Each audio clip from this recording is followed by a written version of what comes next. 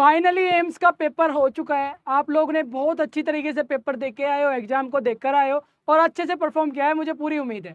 आज मैं आपको बताने वाला हूँ कि आपका कॉलेज कौन सा मिलने वाला है, कट ऑफ कितनी रहने वाली है और एम्स के अबाउट में सब कुछ मैं आपको बताने वाला हूँ। जिस बच्चे को एम्स के बारे में नहीं पता, जो बच्चा 2026 के लिए बीएससी नर्सिंग की तैयारी कर रहा है, 2026 में बीएससी नर्सिंग करना चाहता है, एम्स एंट्रेंस एग्जाम के बारे में बिल्कुल भी नहीं जानता, उन बच्चों के लिए भी ये वीडियो खास है। और जो बच्चा एग्जाम देकर आया है, कैसा एग्जाम रहा है, वो सारी चीजें भी मैं आपको बताने वाला हूँ। तो चलिए वीडियो को स्टार्ट करते हैं। तो प्यारे बच्चों, सबसे पहले उन बच्चों को मैं बता दूं एम्स क्या है।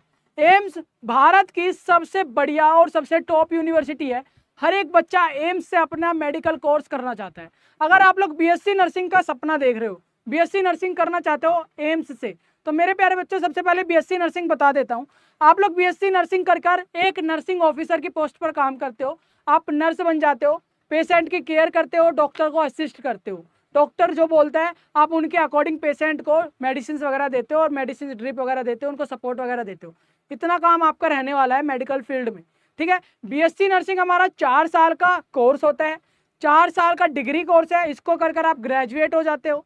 बीएससी नर्सिंग करने के बाद आप लोग नर्सिंग ऑफिसर बन जाते हो। इतनी बात क्लियर हो गई।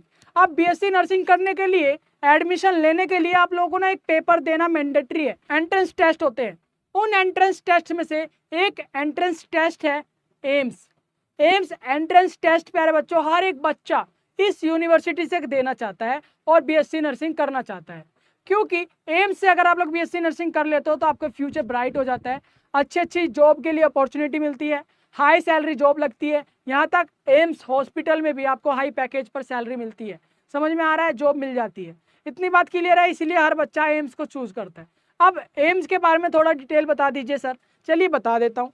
एम्स मेरे प्यारे बच्चों, एम्स का जब आप पेपर देते हो ना, तो आपको 100 क्वेश्चन हल करने होते हैं। Physics, chemistry, biology, general knowledge, ये आपसे क्वेश्चन पूछे जाते हैं। Physics, chemistry, biology and general knowledge. ठीक है, गुड। अब इसके बाद प्यारे बच्चों समय कितना मिलता है पेपर देने का? 2 घंटे का समय मिलता है। बस 2 घंटे में 100 क्वेश्चन अटेम्प्ट करने होते हैं। और मेरे प्यारे बच्चों नेगेटिव मार्किंग इसके अंदर होती है, क्योंकि कंपटीशन ज्यादा है। कंपटीशन ज्यादा होने की वजह से नेगेटिव मार्किंग होती है। कितनी मार्किंग होती है? अगर एक क्वेश्चन गलत करते हो तो आपके बच्चों 0.30 मार्क्स कट जाएंगे। ठीक है, 0.33 मार्क्स आपके कट जाएंगे। और आपको मार्क्स कितने रह गए?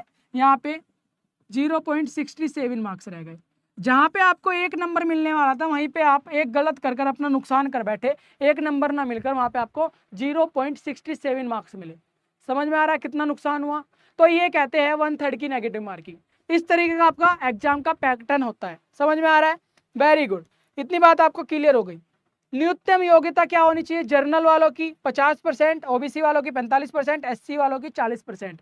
यानी कि जब आप लोग इस एंट्रेंस टेस्ट को पास कर लेते हो तो आपके कुछ परसेंटाइल बनती है। परसेंटाइल यहाँ पे कुछ इस कैटेगरी वाइज यहाँ पे दिया हुआ है। रिजर्वेशन की वजह से आपका ओबीसी और एसटी एसटी वालों का 40%, 45% के लिए वो काउंसलिंग के लिए क्वालिफाई हो जाते हैं। ठीक है, काउंसलिंग का मतलब होता है कॉलेज लेने के लिए, कॉलेज में एडमिशन लेने के लिए, चॉइस फिलिंग करने के लिए क्वालिफाई हो जाते हैं। चॉइस फिलिंग करना होता है जब आप लोग पास कर लेते हो, रिजल्ट आ जाता है ना आपका, आप काउंसलिंग के लिए पास हो जाते हो। काउंसलिंग करने के लिए यानी कि कॉलेज को चूज करने के लिए भारत के अंदर टोटल बीएससी नर्सिंग के 18 भी एम्स है और वहाँ पे आप लोग एडमिशन ले सकते हो। एडमिशन उन भारत के अंदर जितने एम्स है, अलग अलग एम्स है, अलग अलग सिटी के अंदर, तो आप लोग किस सिटी के अंदर एम्स को लेना चाहते हो वो चूज करने के लिए आपको चूज फिलिंग करना होता है। ठीक है, इतनी बात क्लियर हो गई। बहुत सिंपल लैंग्वेज में बता रहा हूँ, ऐसा कोई भी नहीं बताएगा जैसे मैं आपको बता रहा हूँ। ठीक है, चलो तो मेरे प्यारे बच्चों चलिए अब देख लीजिए यहाँ पे कितनी फीस लगती है इस एंट्रेंस टेस्ट को देने के लिए। जो हमारे जनरल कैटेगरी के बच्चे हैं उनको देनी होगी 2,000 रुपये, और जो ओबीसी कैटेगरी के हैं मेरे प्यारे बच्चों उनको भी 2,000 देनी है। तो रिजर्वेशन किसको मिला? रिजर्वेशन एससी एसटी वालों को मिला। ईडब्ल्यूएस, एसटी, एससी ये कैटेगरी वाले 1,600 रुपये पे करेंगे इस एंट्रेंस टेस्ट को देने के लिए। रजिस्ट्रेशन फीस है जो देनी मैंडेटरी है, देनी होगी। ठीक है, तो चलो ये फीस के बारे में पता चल गया। गुड। अब प्यारे बच्चों यहाँ पे कॉलेज के नाम है, देखिए मैंने बताए थे टोटल। यहाँ पे दिल्ली, भटिंडा, भोपाल, फिर है भुवनेश्वर, बीबी नगर, बिलासपुर, इस तरीके से हमारे टोटल यहाँ पे कॉलेज के नाम लिखे हुए हैं। उन कॉलेज में कितनी सीट अवेलेबल है कैटेगरी वाइज वो यहाँ पे मेंशन हुआ है। ठीक है, दिल्ली के अंदर टोटल 96 सीट है, जिसमें जर्नल वालों के लिए 38, पीडब्ल्यूबीडी वालों के लिए 1 सीट है मात्र, EWS वालों के लिए 10 सीट है, OBC वालों के लिए इतनी है और इतनी है, ठीक है। यहाँ पे मेंशन है, आप देख लीजिएगा वीडियो को पॉज कर। पोस्ट बेसिक BSc नर्सिंग किसे कहते हैं? जो 12th क्लास के बाद BSc नर्सिंग करना चाहता हो, GNM करने के बाद, GNM नर्सिंग करने के बाद BSc नर्सिंग करना चाहता हो, उसे पोस्ट बेसिक BSc नर्सिंग कहते हैं, ठीक है। कोई भी डाउट कंफ्यूजन अभी तक बनी हुई है तो कमेंट कर दीजिएगा, या BSP साइंस इंस्टाग्राम पर मुझे DM कीजिएगा, मैं आपका खुद जवाब देता हूँ, तुरंत आपको जवाब मिलेगा, तुरंत आपका क्वेश्चन का आंसर मिल जाएगा, ठीक है। चलो इसके बाद प्यारे बच्चों मैं आपको बता देता हूँ उन बच्चों के लिए जो पेपर दे चुके हैं, ठीक है। AIIMS 2025 BSc nursing entrance test 8 अप्रैल को अप्लाई हुए थे, सभी को पता है, जो बच्चा पेपर दिया होगा, और जो बच्चा नहीं दिया वो भी जान लो कि अप्रैल में आपके फॉर्म रिलीज होते हैं। तो मई, अप्रैल और ये मार्च, ये 3 महीने जो है ना, इन पे ध्यान रखिएगा, इस दिन हमारे एम्स के कभी भी पेपर आ जाते हैं, यानी कि एप्लीकेशन फॉर्म रिलीज हो जाते हैं, ठीक है। आवेदन की तिथि 7 मई थी और हमारा जो अंतिम पंजीकरण है वो 17 अप्रैल से 15 मई था। 26 को एडमिट कार्ड जारी हो गए थे और 1 जून को एग्जाम हुआ है, जो बच्चे अभी देकर आए हैं। 1 जून को पेपर हो चुका है, एंट्रेंस टेस्ट हो चुका है, ठीक है। 6 जून को मेरे प्यारे बच्चों रिजल्ट आ जाएगा आपका, ठीक है। ये मैं नहीं, ऑफिशियल वेबसाइट बताती है। ये देखिए, ये आपको मिल जाएगा प्रोस्पेक्टिव में, जहाँ पे साफ साफ लिखा है कि आपका 6 जून को रिजल्ट आ जाएगा, 1 जून को आपके पेपर हुए, ठीक है। ये अलग अलग कोर्स का है। ये पोस्ट बेसिक BSc नर्सिंग, यानी कि GNM करने के बाद जो BSc नर्सिंग करना चाहता है उनका एग्जाम 21 जून को होने वाला है, 27 जून को उनका रिजल्ट आ जाएगा। जो बच्चा हमारा यहाँ पे पार्टिसिपेट कर रहा है किसमें, पैरामेडिकल कोर्स में, 28 जून को उनका पेपर होगा और 4 जुलाई को उनका रिजल्ट आ जाएगा। इसी तरीके से BSc नर्सिंग जो बच्चे देना चाह रहे हैं, दिए हैं, उनका 1 जून को हो चुका है और 6 जून को क्या है, रिजल्ट आ जाएगा, ठीक है। 6 जून को रिजल्ट आ जाएगा। अब जो बच्चा जैसा एग्जाम देकर आया है कमेंट बॉक्स में बताइएगा कितना आपके अकॉर्डिंग कितने नंबर बन रहे हैं, उस हिसाब से मैं बताऊंगा आपको कौन सा एम्स मिलेगा, ठीक है। चलिए अब मेरे प्यारे बच्चों यहाँ पे देखिए, यहाँ पे कट ऑफ बताई हुई है, ये 2024 में ये कट ऑफ थी, इसके अकॉर्डिंग इस पे कंपैरिजन कर हम 2025 की बनाएंगे, ठीक है। 2024 में आपकी जो जर्नल वाले थे उनकी कितनी, 6391 ये रैंक आई है, ठीक है। मैं नंबर भी बताऊंगा कितने नंबर आने पे कैसे क्या रहेगा, ठीक है। तो यहाँ पे देखिए पूरा, यहाँ पे कैटेगरी वाइज, जिस कैटेगरी में आप बिलोंग करते हो, आप जर्नल हो या फिर EWS हो, OBC हो, SC हो, ST हो, EWS, PWBD हो, ये कास्ट की कैटेगरी है। अगर इस कास्ट कैटेगरी में हो तो ये आपकी रैंक है। अगर इतनी रैंक है तो आप लोग क्या हो, क्वालिफाई हो, ठीक है। इतनी कट ऑफ बनी है, इतनी कट ऑफ बनी है मेरे प्यारे बच्चों। 6391 जो UR है, सामान्य श्रेणी से आते हैं जर्नल कैटेगरी के, और जो बच्चा SC से है वो 7728, ठीक है। 7728 रैंक पर जो है ये कट ऑफ, इतनी कट ऑफ लगी थी 2024 में, ठीक है। चलो अब 2025 में क्या सीन है मेरे प्यारे बच्चों। 2025 के अकॉर्डिंग यहाँ पे रैंक होने वाली है इस बार 6000 से 5500, 6000 से 5500 के बीच में रहने वाली है। एक्सपेक्टेड रैंक है, एक्सपेक्टेड कट ऑफ मेरे प्यारे बच्चों, ये एक्सपेक्टेड कट ऑफ है, समझ में आ रहा है ना, गुड। यहाँ पे EWS, OBC और NCL ये जो कैटेगरी है, 90 अंक से अधिक रैंक वाले 9500 से 1000, 10,000 जो देख रहे हो, 900 EWS OBC वालों की रैंक, जिसके 90 से ज्यादा नंबर आएंगे, 100 में से जिसके 90 से ज्यादा नंबर आएंगे उनकी रैंक रहने वाली है मेरे प्यारे बच्चों 95 से 10,000।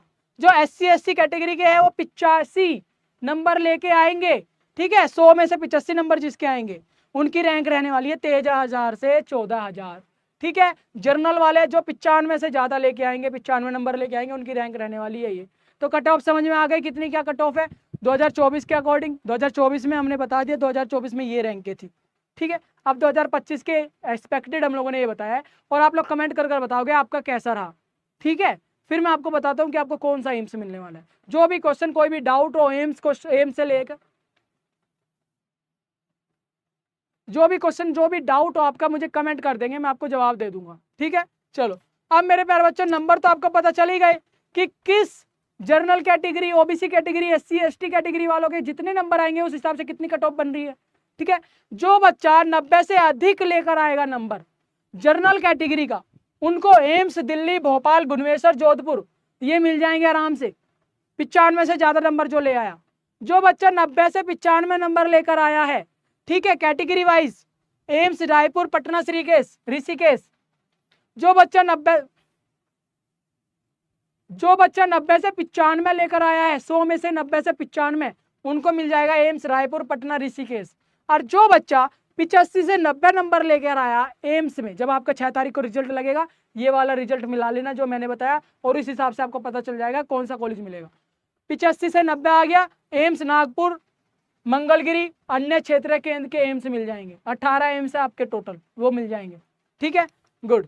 अब मेरे प्यारे बच्चों, श्रेणी कितने नंबर आपके होने चाहिए? एससी, ओबीसी और जनरल। देख लिए, जनरल वाले हो, जनरल कैटेगरी से हो तो 95 नंबर से ज़्यादा है तो एम्स मिलेगा, नहीं तो सोच लो भाई आपको एम्स पता नहीं कौन सा मिलने वाला है। ठीक है, अगर आप ओबीसी के हो तो आपको 90 से ज़्यादा लाने पड़ेंगे, एससी एसटी के हो तो 85 से ज़्यादा लाने पड़ेंगे। ठीक है, तो कैटेगरी वाइज नंबर बता दिया, क्लियर कर दिया है, कट टू कट बात करिए, इधर उधर की बात नहीं घुमाइए दूसरे यूट्यूबर की तरह। ठीक है, और इतनी बात आपको क्लियर हो चुकी है। मुझे उम्मीद है आपको सारा कुछ समझ में आ गया। कोई डाउट रहता है कमेंट कीजिए या फिर बीएसपी साइंस इंस्टाग्राम पर मुझे डीएम कीजिए, आपके सारे जवाब मैं आपको तुरंत दूंगा, जो भी आपका कन्फ्यूजन होगा और जो भी आपकी प्रॉब्लम होगी। ठीक है, जो भी क्वेश्चन है आपका जवाब मिल जाएगा। और मेरे प्यारे बच्चों, आज का हम लोग यहीं तक रखते हैं। आपको, मुझे उम्मीद है आपको सारे क्वेश्चंस के जवाब मिल चुके होंगे, और मैं उम्मीद करता हूं ऐसे ही अपडेट के लिए आप मुझे चैनल को फॉलो कर चुके हो अभी तक। अगर नहीं किए चैनल को सब्सक्राइब कीजिए। कोई क्वेश्चन है वीडियो के नीचे कमेंट कीजिए, या फिर मुझे बीएसपी साइंस इंस्टाग्राम पर डायरेक्ट फॉलो कर मुझे क्या करना है, मैसेज करना है, डीएम करना है, ताकि मैं आपके क्वेश्चन का जवाब दे पाऊँ। ठीक है, चलिए मिलता हूँ एक और प्यारी सी वीडियो में, तब तक के लिए बाय।